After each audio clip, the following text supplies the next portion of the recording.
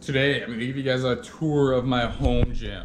Now, this home gym used to be at my parents' house when I lived with them. Now I moved it over to this house.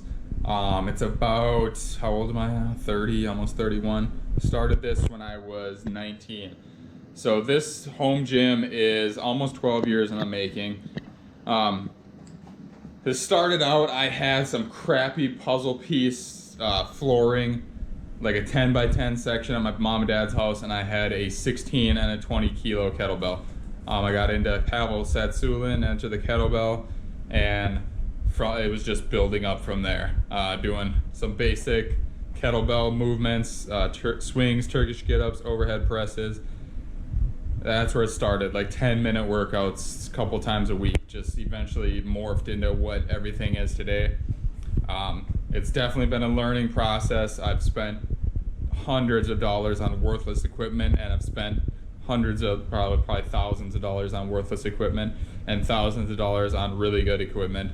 And hopefully watching this video, you guys can kind of learn from my mistakes a little bit, and not waste your money on the stuff you're not going to use, not see the newest flashy thing, but oh my god, I need to have that, and then use it 2 or 3 times, and then it sits in the corner for the rest of your lifetime and doesn't get used. So it's a little bit of a mess. I apologize, but I'm going to try to quickly go through this as quick as I can. I know it's going to take a while. All my videos take way longer than I want them to, but I just want to give you guys a good idea of all the equipment I have. Hopefully you can learn from this, learn some setups, learn what you want to buy. So let's start off. I got some posters here that don't get that much use, but I did not spend hundreds of dollars on these. I saw something similar on Vasily Lomachenko. If you guys don't know who he is, he's one of the best boxers right now. Very technical, very quick reflexes, and I saw him doing something with this where you stand up here and you'll pick the things like 1, 2, 3. Like you'll point for the numbers. You'll try to get your eyes to quickly recognize them, and you'll notice, like, if you use them a ton, you kind of memorize them. So I got this one and this one normal. I got different colors to kind of give you a little bit of a different visual. And then these numbers are written backwards, and these numbers are written upside down. So trying to make it so you can't learn it too much, but I probably wouldn't learn it too much because I've never used them, which I should. I got a lot of just random junk here, some CDs. This is my Safer percussion massager. This thing's amazing. I did a review on this, video review. If you just look up Chris Fish and Fitness, Safer, SAFR percussion massager. Great for getting knots out of muscles. This little hard foam thingy here. I'm spending way too much time on little stuff. This is my 50-pound Alpha Strong sandbag. The best sandbags on the market. I've had these things for a long time and they've held up extremely well. I got to do a review on them. And then an 80-pounder, and this is just like a garage shelf or whatever from Menards, super cheap. Got some big carabiners here, and I got 2 Rogue orange bands. So this is kind of like my crossover symmetry, doing Ys, doing Ts, doing like face pulls, external rotations, any kind of shoulder stuff. We got a couple of yoga blocks, these for doing handstand push-ups, just for some extra range of motion. Some Indian clubs, a hammer that I basically use for like wrist stuff, and then I'll use that wrench for wrist stuff too. Rumble roller, and then a lot of this is just like mobility tools. Slingshot for hip exercises. I think that's pretty much it. I got a bat that I made a long time ago. This is kind of replicating a steel club. It's just a little kid's plastic bat with a bunch of sand in it. Medicine ball. This is kind of a homemade thing I made, similar to a TRX rip trainer. So it's like a stick, and then I got different bands for different exercises on here. So bands on the door here. In the closet, I just have a couple tie pads that rarely get used because I'm usually lifting alone. I don't want my girlfriend to hold tie pads for me and just kick her and blast her through the wall. So back when I used to have a training partner, those got a lot more use. And then I got some hurdles in there. This is my whiteboard. If you guys don't have a whiteboard, you should definitely get one. I highly recommend it. Wrote my warm-up on here. And I never used to do warm-ups, or I do a couple arm circles and like a couple neck stretches and whatever. And all right, I'm ready to go. And I kind of realized this was a weakness, and I made a warm-up with a lot of like animal movements, some serratus work, some hip flexor work, shoulder stuff, Cossacks, hip work, fingertip push-ups, just kind of hitting those little muscles or those little movements you don't use all the time. And it's just made a huge difference. And now that I wrote them on the whiteboard, I do them every single workout. So that's made a huge difference. My schedule, week 1, week 2, week 3, week 4, normal lifting, 70% lifts on my first day. Day 2 is like a speed power conditioning day, and then day 3 is 85% lifts. So I'm never going over 85%. I'm not training for anything specific, so there's no reason to go 100%. I'm just keeping my body just a couple levels below, as fast as I could possibly be, as strong as I could possibly be, or whatever. I'm erring on the side of caution a little bit because I don't want to overtrain. I want to feel good. I want to sleep well. I want to have energy, so I'm not pushing it too hard, but I'm keeping myself sharp. Just hovering at a good blend of everything without trying to maximize any certain category. If there's anything specific I want to train for, I can focus on that a little bit more, and I'm very close to peak. So, it'd take me probably 6 weeks to get into the peak if I wanted to do anything. But for the most part, I'm not that competitive. I just like to feel good and have fun. So never pushing it to 100%. And then 5 is like my light week where I do some blood flow training, some aerobic training. And then this was my motto I wrote here: no grinded out reps, feel good, not crushed, minimal soreness, and no injuries. I really love the gym, and a lot of times it's just so easy to push through, and you're like, I gotta take it a little easy today. I got a long day of work, or I bartend, so I got a long night of work on my feet tonight, and it's gonna be really busy, and I'm gonna be bending over, grabbing beers out of the cooler. So I really shouldn't do a super hard workout because I'm just gonna get crushed. And then for people that really love lifting, you just get sucked into it. And you're like, man, I got another one. I can go harder and I can go harder. And then the next day you realize, I shouldn't have done that. Then I just write my training every day, and it's just good to write it up there. All the templates are in this notebook, but then I like to write them up here, and then you can erase them as you get them done and just feel kind of good about that. A mobility workout that I try to hit a couple times a week, separate from my workouts.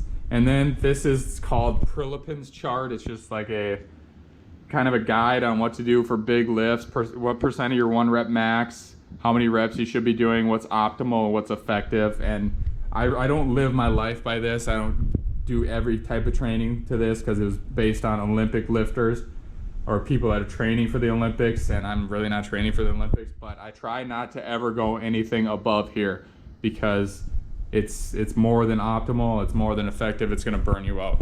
A lot of people, they push too hard. Consistency is way more important. Get those small gains over the course of time.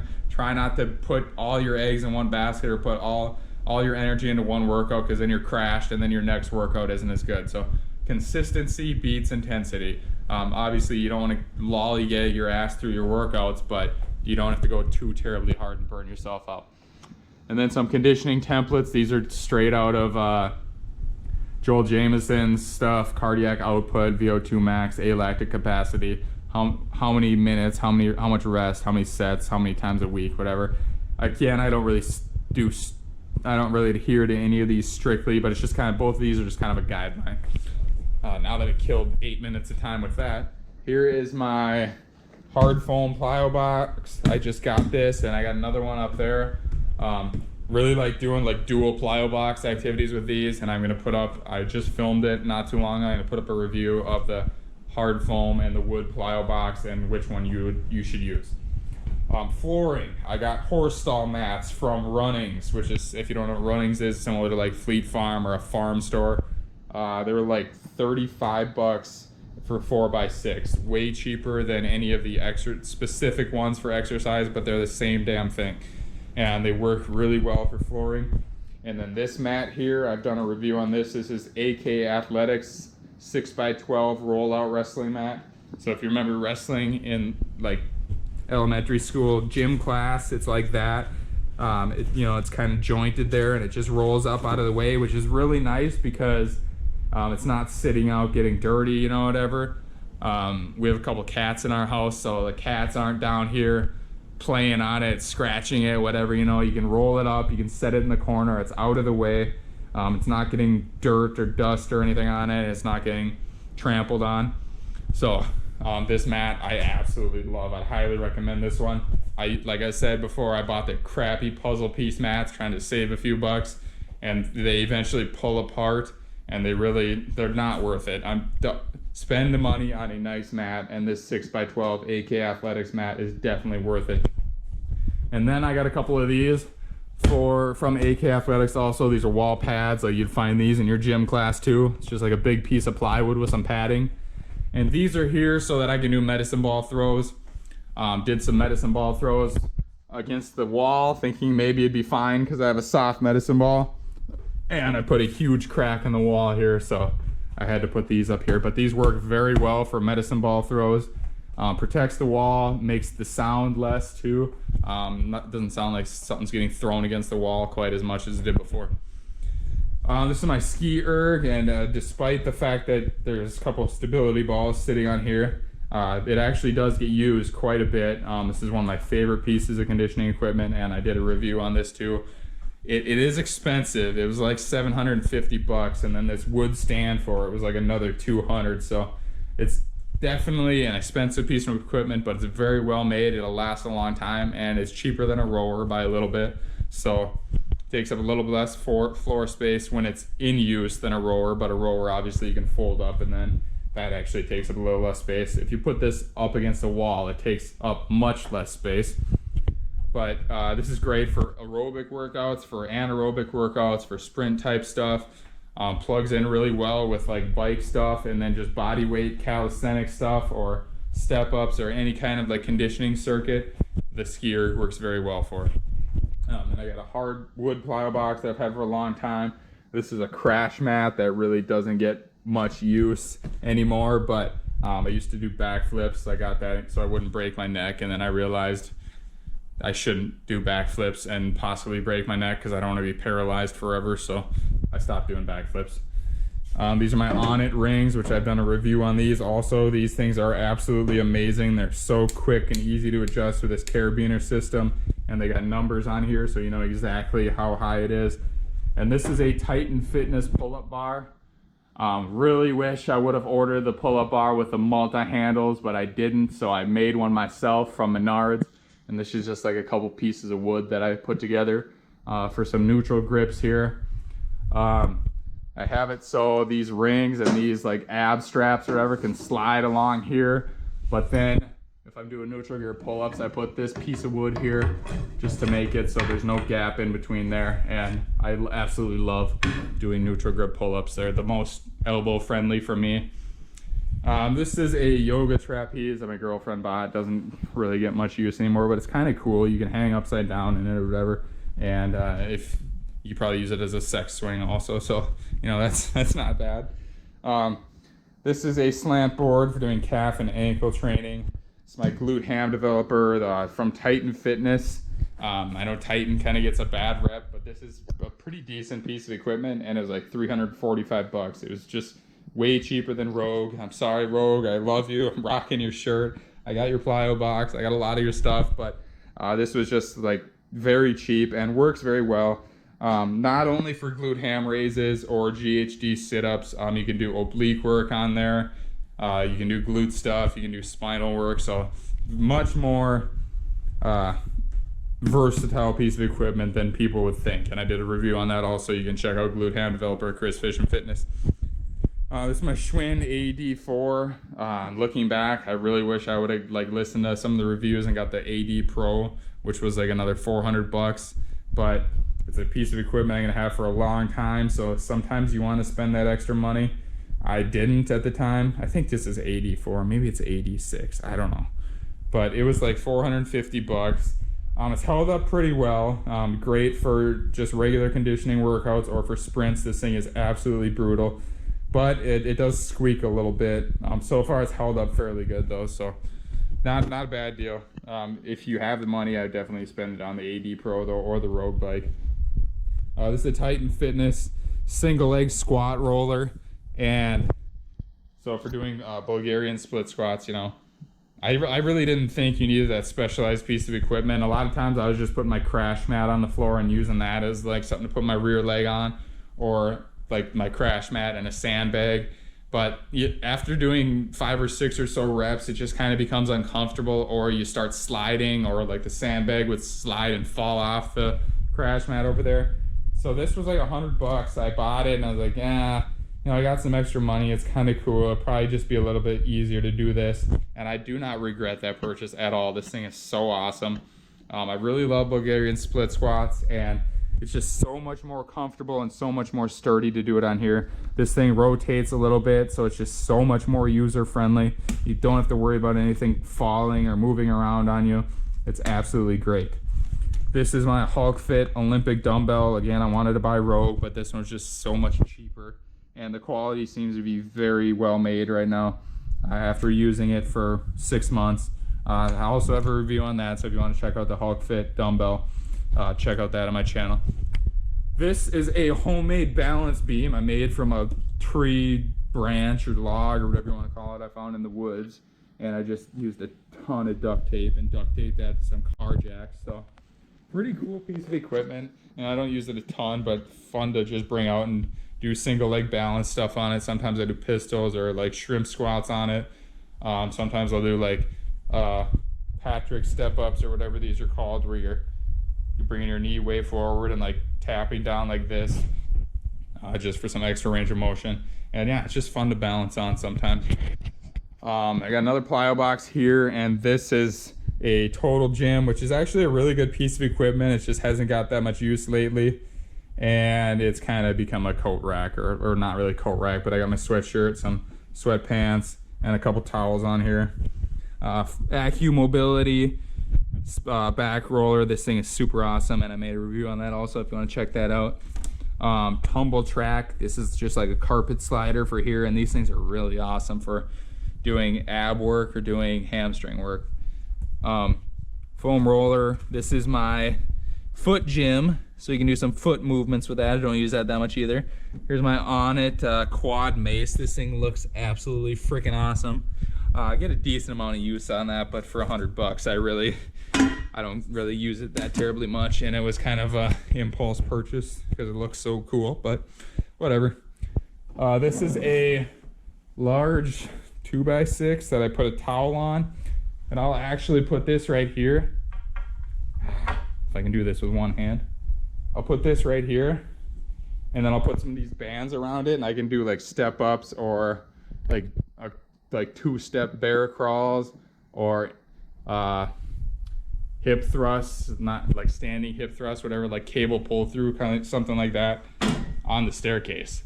So that's pretty cool, you know. Put a couple bands on there, load it up, walk up the stairs, and you can do like forward leaning lunges, which I really like for sprinting speed, or like starting sprinting speed. A couple more things here. I'm gonna try to fly through this quickly. Foot massager, rock mat. So this is just for kind of like foot proprioception and kind of foot massage. I really like all three of these. I use them every single workout. I'm always working out barefoot, so every time in between sets or right before my workout or whatever, I'll just walk on these mats here, kind of try to hit different areas of the foot and kind of move the ankle in different ways. Obviously, in normal life, we're wearing shoes and walking on flat ground all the time. And if you've ever read like Katie Bowman's work, she talks about walking on uneven surfaces. And if you think about it, throughout human evolution, we probably never wore shoes, or we wore moccasins or light shoes. And we're always walking in the forest, in the prairies, in wherever the hell we were walking, trails. And it was all not perfectly flat, not perfectly level. Our ankles were getting all these different stimulus, you know, like you're stepping over a root and your foot gets deformed this way. You're stepping on a little bit of incline and your ankle comes in. You're stepping at a different incline, your ankle comes out. You gotta step on something small, so you're only stepping on it with your forefoot and not your entire foot. There's just so many ways you don't even think about anymore that our foot used to get stretched and strengthened, and that led to very robust ankles and ankle strength and foot strength. And now we're missing out on so much of that. So trying to reclaim that a little bit. And you know, it's a great way, instead of checking your phone between reps or whatever, between sets, wasting a bunch of time on your phone or doing whatever, get done with your set and just come over here and just kind of like active recovery. Just walk on these for 30 seconds or whatever, get a sip of water, and then go back to it. So yeah, really underrated. I really like all three of those, and I would definitely check them out if I were you guys. I get the music stand here with my old phone and whatever, just a couple speakers. Ankle weights, which I've been using these a lot lately for like glute and hip strengthening stuff. And then the other room here, just kind of like the overflow. I got my trap bar, little like rubber mat to make the sound less, but even though it doesn't sound that much because I got the bumper plates on here, these are 55s, and then I got 35s. I got some Titan chains. These things are freaking awesome.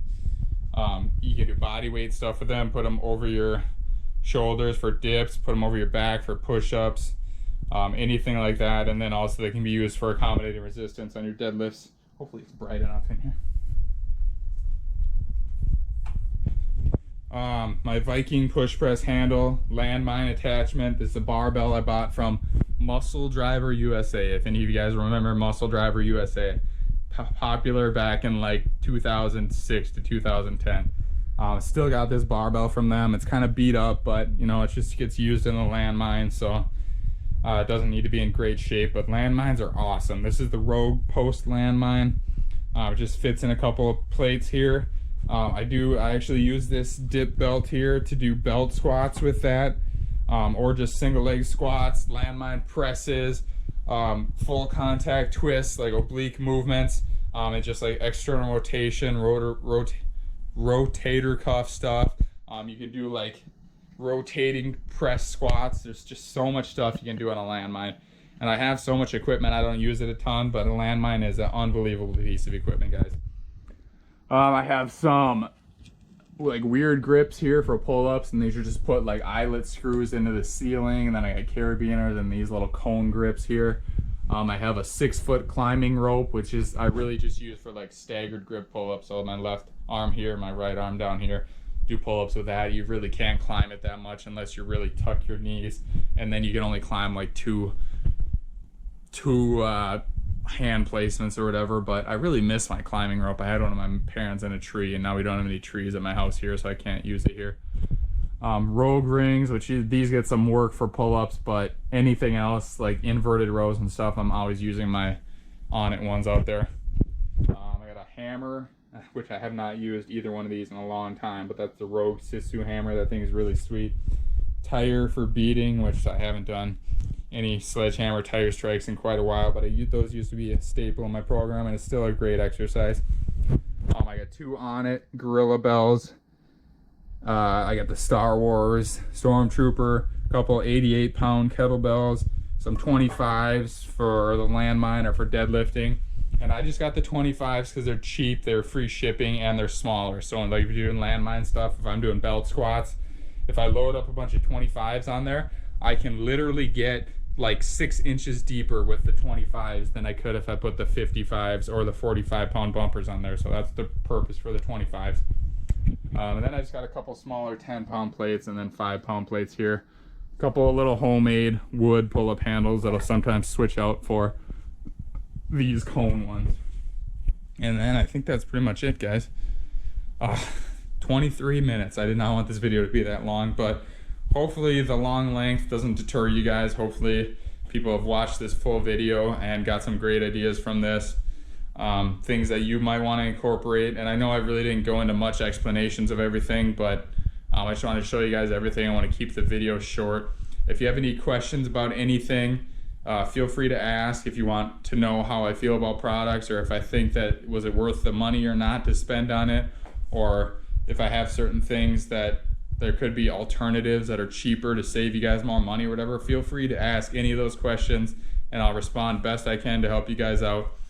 I just want you guys to learn some good takeaways from this video and maybe start your own home gym and get in shape. And it's a hell of a journey, guys. I really enjoyed it. I never thought I would get all of this different equipment and just become so, not really obsessed, but like so passionate about working out. And it's so nice to be able to do this at home and not have to stand in line at a gym, or not have to pay for a gym membership, even though I spent so much money on this stuff. I never have to drive to a gym. I don't have to wait for equipment. I don't have to share equipment with sweaty, gross people.